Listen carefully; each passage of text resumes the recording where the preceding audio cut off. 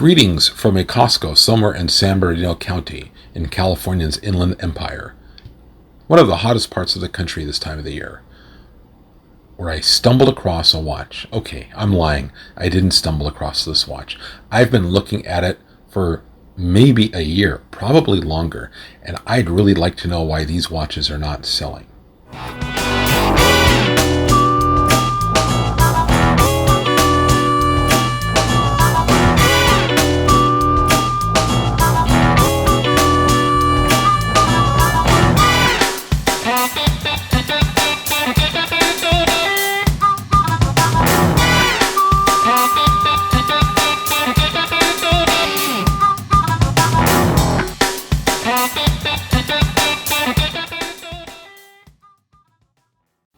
So, here we are, Raymond Weil.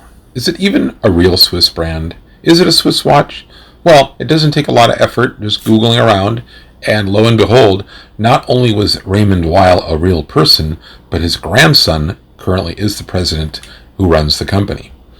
Are the watches made in China? No. Are they with the Swiss movement? Yes, they are. Are any of the parts made or assembled in China? Not as far as I know. It's the real deal. Now, here's the interesting part. I'm looking at their website, and what I don't understand is this particular watch at Costco, to me, is the number one supreme watch that I would want to buy if I was going to buy a Raymond Weil watch. I spent a lot of time looking at their website, and quite frankly, they have a lot of watches that I don't like, and I wouldn't be caught dead wearing, even though they're Swiss watches.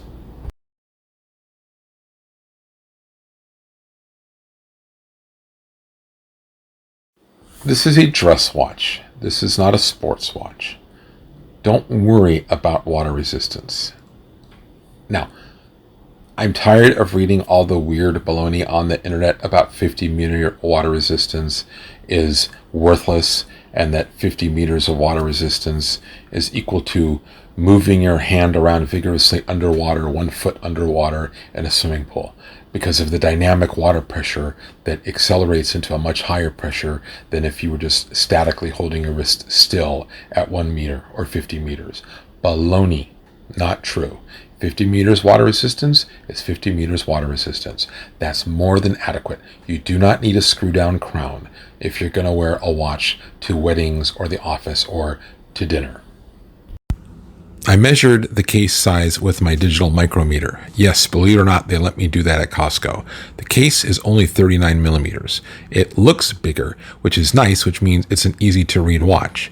Also, the thickness of the watch was only 9.66 millimeters. I triple checked that also. So just under 10 millimeters, including the crystal. Very nice. The lug width is one of those weird, annoying things. I think Panerai does this. 19 millimeters. Why did they come up with that size? I don't know. Fortunately, there is a big aftermarket for leather or any other material strap that you may decide to put on this when the original leather strap gives way. I would wear it with the original strap, but if you decide otherwise, 19 millimeters is where you gotta go. Their corporate logo, an R over W, had me giggling because it looks like a cowboy brand from the 1800s. You still see brands today. So when I saw the RW, to me it looked like something I would expect to see on a cow's butt, not on a wristwatch coming from Switzerland. See, this watch has a movement. It's mechanical. It's self-winding. It has a Swiss movement. What the heck is an RW 4200? Nobody knows. The information is not out there. I've contacted people on the internet. Of course, I'm going to hear back from Mark by the time I post this video, so there's that. Despite the fact that this is a dress watch, the complete opposite of my Doxa 600T, holding the watch in my hand while winding it, and the fact that I picked up the watch and it immediately started running, I could tell that it's the same type of basic Swiss movement. The power reserve is irksome, but it's not surprising at this price point.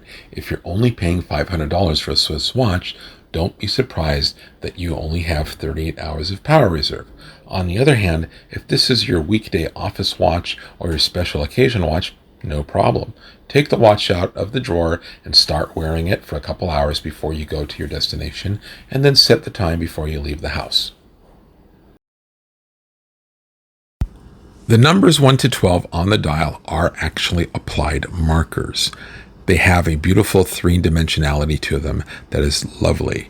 Now, even though they are blued or blackened, if you will, they are not shiny silver-colored metal that would reflect the light and catch a glint at the end of the day or the beginning of the day.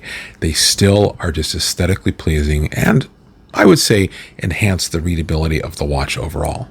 In general, this watch is really easy to read.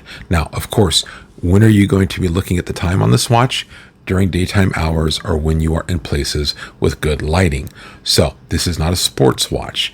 I don't apply the same criterion to this watch that I do to my dive and GMT watches. Let's stare at the dial. This watch was well planned and thought out. Somebody sat in their office with a drawing table and rendered and planned the layout of the watch, the dial, the hands, the second hand. This is a beautifully planned watch. Look at how the hour hand's tip comes exactly to the edge of the inner circle. Look at how the minute hand stops exactly where the hash marks are along the edge of the dial. That is beautiful. Now, normally I don't like Breguet hands. I don't like thin hands where you have two hands that look the same because it's hard to read the time. But in this case, it's not a problem. You can read the time easily with these two hands. Let's look at the date window. I'm 50-50 on the date window.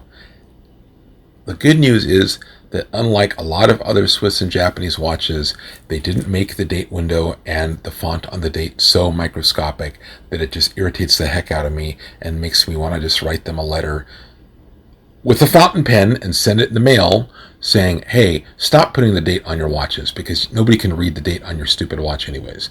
They didn't do that in this case. Could it have been a little bit bigger, a little bit more legible?